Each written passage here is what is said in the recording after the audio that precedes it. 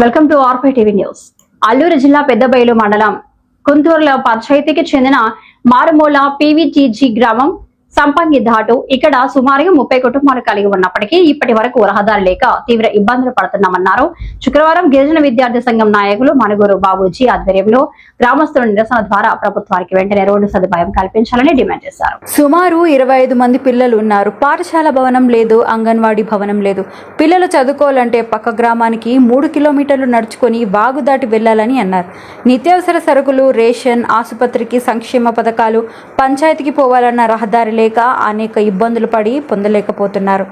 అనేక మార్లు అధికారుల దృష్టికి తీసుకొని వెళ్ళినా ఇప్పటికీ పరిష్కారం చేయలేదు. కేవలం కొలతల వరకే పరిమితమన్నారు. PM జన్మన్ ద్వారా మంజూరైనటువంటి గృహాలు కట్టుకోవాలన్న రహదారులు లేక సిమెంటు, ఇసుక వంటి మెటీరియల్ తెచ్చుకోలేక నిర్మించుకోలేకపోతున్నారని అన్నారు. అందుకు జిల్లా కలెక్టర్, ITDAPO, రాష్ట్ర ప్రభుత్వం మమ్మల్ని మా సమస్యలను గుర్తించి వెంటనే రోడ్డు సదుపాయం కల్పించాలని గ్రామస్తులు డిమాండ్ చేస్తున్నారు. గ్రామ పీసా కమిటీలు, గ్రామస్తులు పాల్గొన్నారు.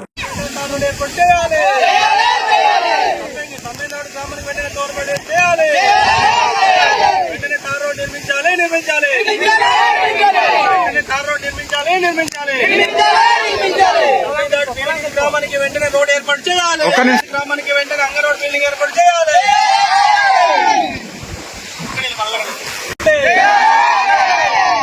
గ్రామానికి వెంటనే తార్ రోడ్ ఏర్పాటు చేయాలి. సరిపోతుంది సార్. అంగన్వాడీ బిల్డింగ్ ఏర్పాటు చేయాలి. తమిళనాడు గ్రామానికి వెంటనే స్కూల్ బిల్డింగ్ ఏర్పాటు చేయాలి. నమస్తే అండి, నా పేరు వంతల భాస్కరరావు. కంపెనీ దాటి గ్రామం, నేను ఈసా అధ్యక్షులని. మరి గుంటూరుల పంచాయతీ, పెద్దబయలు మండలము. మరి గత సంవత్సరముల నుంచి మొదలుకొని కూడా మరి స్వతంత్రము వచ్చి 79 సంవత్సరాలు అయినా ఇప్పటికీ ఈ యొక్క పీవీటీజీ గ్రామము, కంపెనీ దాటి అనే గ్రామము అభివృద్ధిలోనికి తీసుకురాలేదు. కాబట్టి మేము ఈరోజు నిరసన కార్యక్రమంతో మేము మా యొక్క సమస్యలని నిలబడుతున్నాం. ఈరోజు మేము ఈ రోడ్డు కావాలని ఎంతో మేము ఆశపడుతాము. DM జన్మనం నుంచి ఇచ్చినటువంటి గృహాలు నైతేనేమి, మరి ప్రతి ఒక్కడు పేద కుటుంబాలని గుర్తించి వాళ్ళ యొక్క గృహాలు ప్రవేశం పెట్టారు. కాబట్టి మేము తెచ్చుకోవాలన్న మరి చాలా ఇబ్బందికరమైనటువంటి విషయాలు ఇక్కడ ఉంది. కాబట్టి మరి తక్షణమే మాకు ఈ రోడ్డు మంజూరు చేయవలసింది కానీ మేము కోరుతా ఉన్నాము. అలాగే మరి ప్రతి ఒక్క సమస్యలను కూడా మేము తెలియపరుస్తూ ఉన్నాము.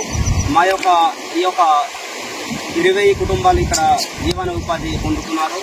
అలాగే 100 మందికి పైగా మరి జనాభా ఉన్నాము. కాబట్టి మరి ఈ యొక్క గ్రామంలో మరి మేము రోడ్డు కావాలని ఈ సందర్భంగా మేము కోరుతున్నామండి.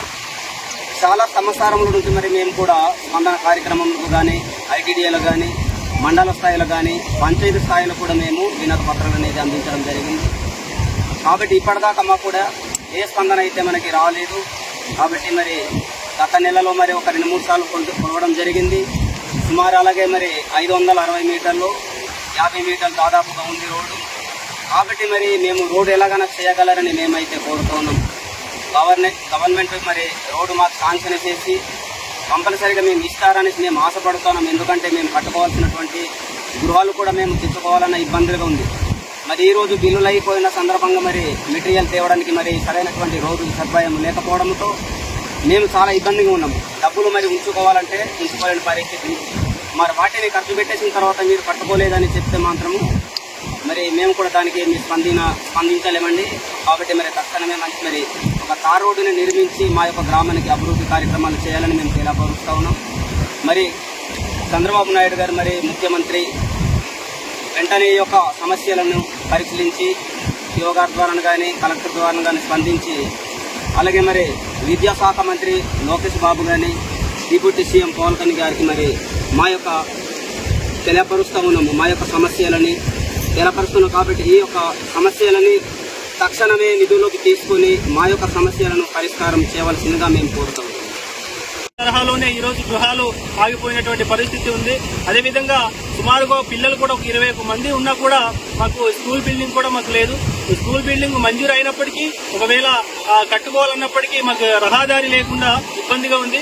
మరి రీసెంట్ గానే ఇక్కడ పెద్ద జల దిగ్బంధం అయిపోయి గ్రామస్తులు ఎటు కూడా వెళ్ళలేనటువంటి పరిస్థితుల్లో గ్రామస్తులు సుమారుగా ఒక 1 వీక్ వరకు, ఒక వారం రోజుల వరకు నిత్యావసర సరుకులకు అదేవిధంగా హాస్పిటల్కు మరి సంక్షేమ పదాలకు దూరం అయిపోయి మేము పూర్తిగా ఎటువంటి అర్హత పొందలేనటువంటి పరిస్థితులు ఉన్నాయి.